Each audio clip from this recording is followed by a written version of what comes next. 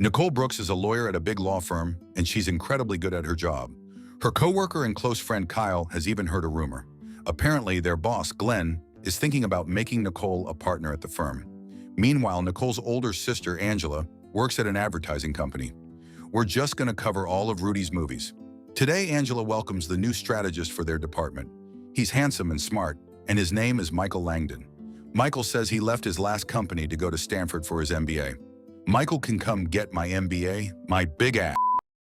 Despite Nicole being successful, she doesn't have any romantic relationship. Her sole focus is her career. She's tired of the dating apps because she constantly gets unsolicited D-pics. But Angela has other plans, so she sets Nicole up with Michael.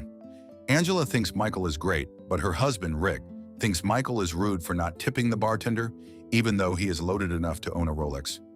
Michael and Nicole hit it off. They are both smart, workaholics, and competitive. Before the night's over, Michael asks for Nicole's number so he can ask her out on a proper date. Nicole is happy that she met Michael and brags about it to Kyle, but she's even happier when Kyle says that she's going to be a partner at the firm if she lands a big client. So Nicole is more inspired to work harder. Kyle Foine too. Michael is just as ambitious and Angela is impressed at his work ethic. However, since Michael is really busy, he hasn't gotten the chance to hire an assistant. Instead, he always asks favors from Angela's assistant, Padma. During the weekend, Michael asks Nicole out. Nicole is more than happy to say yes, and she decides to take Michael to a gun range. She shows off her skills and brags that she even has her own gun. Then the two admit they really like each other. Michael asks Nicole out to dinner on Friday night at the Beast, a Michelin star restaurant. However, on Thursday night, Kyle says they have a dinner meeting with their new client the following day. Angela likes Michael a lot, so she shares some random things about Nicole. She even tells Michael that Nicole likes to wake up at 4:30 and go to a gym downtown. Michael's face card is so lethal, my coochie is steaming. That afternoon, Nicole calls Michael to cancel their date. To her surprise, Michael confronts her, saying it's so hard to get a reservation at the Beast. When Nicole offers to make it up to him, Michael gives her a cold answer and ends the call. Nicole tells Angela what happened and admits that maybe she and Michael are not for each other. But Angela thinks Michael is such a good catch, so she tells Nicole to give it another shot so that she can get back shots. On Friday morning, Nicole is surprised to see Michael at her gym. Michael says he has met with a client around the area and has decided to use his gym pass. Then, he apologizes for the way he acted the day before. Nicole feels bad for canceling, so she tells Michael they can meet later that night after her meeting. The way I thought Michael would be more muscular. Later that night, when Nicole and Kyle meet up before their client arrives, Michael is just down the street watching. Michael gets jealous when he sees the two co-workers together. Later, Nicole celebrates the successful meeting by getting drunk. Then she finally mentions Kyle, calling him her work husband. She finds the endearment funny, but Michael is not even amused. Still, he offers to take Nicole home because she's drunk. He's such a gentleman, and Nicole feels safe enough to let him in. The next day, Kyle is happy that Nicole has finally found a man that fits her high standards. So he tells Nicole to take Michael to the company party. He thinks that Glenn will finally announce Nicole as the new partner at the firm. Meanwhile, Angela really likes Michael. However, she's creeped out by Michael's suggestion to track her husband using a location tracker. Angela's husband is a stay-at-home dad, and Michael suggests Rick could be cheating. Afterwards, he meets up with Nicole, and they eventually have their first kiss. Then he invites her over to his cabin on the weekend. Girl, a black man with a cabin might be the biggest red flag yet. Angela is still bothered by Michael's actions, but Rick tells her not to read too much into it because Nicole is finally happy with her new mans. Elsewhere, Nicole is being stalked by someone watching her from outside her home. Even though Lifetime doesn't show him, we already know who it is. On the night of the party, Glenn announces that Nicole is the youngest ever to make partner at their firm.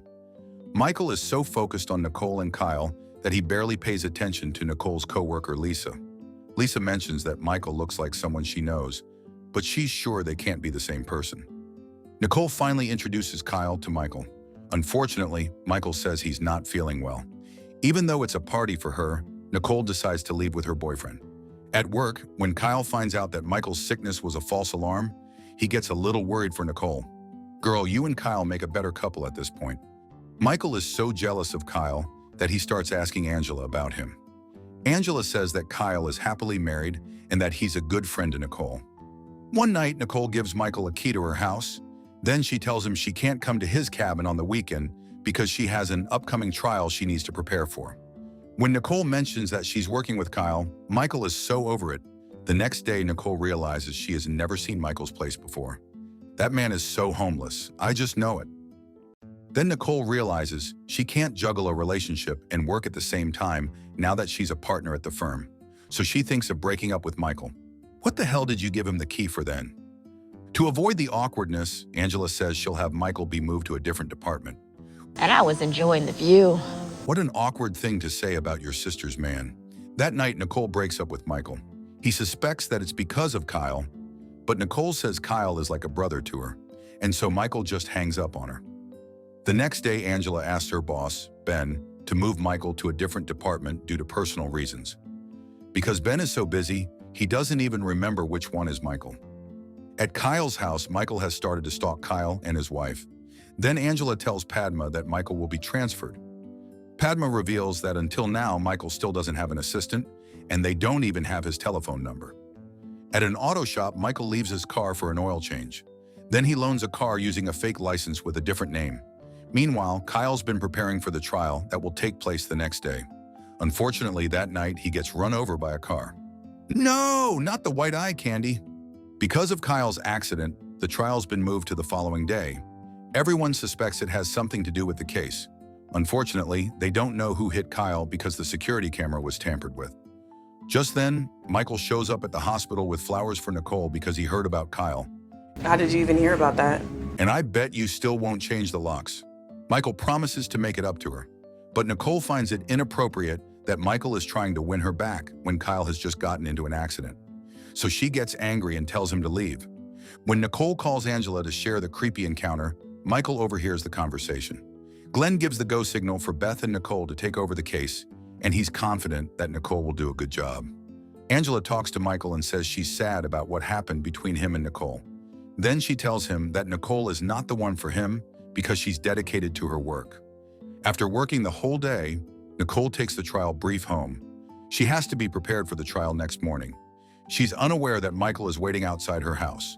Later that evening, Nicole's neighbor, Rod, sees Michael outside Nicole's house. He knows that they already broke up. Michael says he came to take some of his things and will use the spare key to open the door. Inside, Michael watches Nicole sleep, then takes her gun and the trial brief to sabotage her job. The next day, Nicole is horrified when she realizes that the trial brief is missing. Glenn is furious, so he fires Nicole on the spot. Meanwhile, Padma's already getting suspicious of Michael, so she follows him. She catches him in the car shop selling his car. Be careful, you in danger, girl. Nicole is devastated, so she tells Angela that she got fired. Angela thinks that Michael is not at all stable, so she advises Nicole to tell her neighbor that Michael is no longer welcome in her home. Or you can change the locks. When Nicole packs her things at the office, Lisa approaches her. Lisa reveals that Michael looks exactly like her friend's ex-boyfriend, Todd. She says that her friend had to get a restraining order against Todd because he started stalking her. To Nicole's surprise, Michael approaches her at the parking lot. Nicole is surprised that Michael knows about her getting fired. There's no way he could have known, so she realizes that Michael is stalking her. She says that Angela is right to call Michael a creep. Sue me, but I'd still be down bad for Michael with that hat on. Padma calls Michael's previous company to ask about him. The manager says they didn't have anyone by that name, but he guesses that Padma is referring to Todd Langdon. Then the manager says they had to fire Todd after he stalked a coworker and even broke into her apartment. Then Padma receives a forwarded email from Angela, originally sent by Rick. In the email it says no one is going to look after their son, so Angela has to come home. Suddenly their boss, Ben, arrives and looks for Angela. He says that he can't transfer Michael to another department because there's no Michael listed on the payroll. So Michael was homeless and dusty this whole time? The way my jaw stayed in place. When Nicole returns home, she tells her neighbor to look out for the Michael creep and she'll get her locks changed tomorrow. Then Rod says Michael was just there the other day. Creeped out by it, Nicole finally checks online and finds out that Michael's real name is Todd Langdon and he has a criminal record. Padma panics and calls Angela. But it's too late because Michael has already abducted her. So Padma calls Rick and says Angela could be in danger. Rick learns that Angela's not at home, so he tracks her location immediately. Nicole quickly packs her bags and tries calling Angela. She's surprised to hear Michael's voice at the other end of the line. He threatens to hurt Angela if Nicole contacts the police. Then he sends her the coordinates of his location and demands that she get there as soon as she can. This man's so fine, I can change him. When Nicole arrives at the place, she's shocked to see that Michael's been staying in an abandoned building. Michael grabs her and drags her further inside. When Nicole wakes up, she sees Angela passed out on the couch. Michael swears that he's not going to hurt Nicole because he's in love with her, but he blames Angela for their breakup. Nicole sees her photos on the wall and learns that Michael has seen her the previous year at an event. Michael admits it was love at first sight, and he decided he'd be with Nicole no matter what. Then he produces a fake passport for Nicole. His plan is to get out of the country and start a new life with her. He reveals he has already sold everything he had to make sure he has enough money to pull his plan off. I bet that dusty man didn't have much. Then Nicole sees that Angela is finally awake. She distracts Michael by saying she's grateful for everything that he has done. She includes that after she got fired, she started to see what really matters in life. Michael's D. Just then, Angela hits Michael hard in the head. Nicole grabs the gun and holds her sister close, long enough for Michael to get up and arm himself. He's confident that Nicole doesn't have the guts to pull the trigger, but when Michael's about to shoot Angela, Nicole fires the gun at him. By the time Rick arrives, Michael is already dead. 6 months after the frightening ordeal, Nicole is doing better in life. She has landed a new job, but Kyle is trying to get her to return to the company. He says their boss, Glenn, wants to hire her again, but Nicole thinks a new job will give her a new start. Angela throws a party for her sister, and one of the guests is a hot new guy named Michael. This time, Angela swears she didn't invite the guy and that she's done setting up dates for her sister. Now that the bad days are over, Nicole can't wait to see what life has in store for her. I'm gonna need a part 2, but with the new Michael not being batshit crazy. What did you guys think of this one?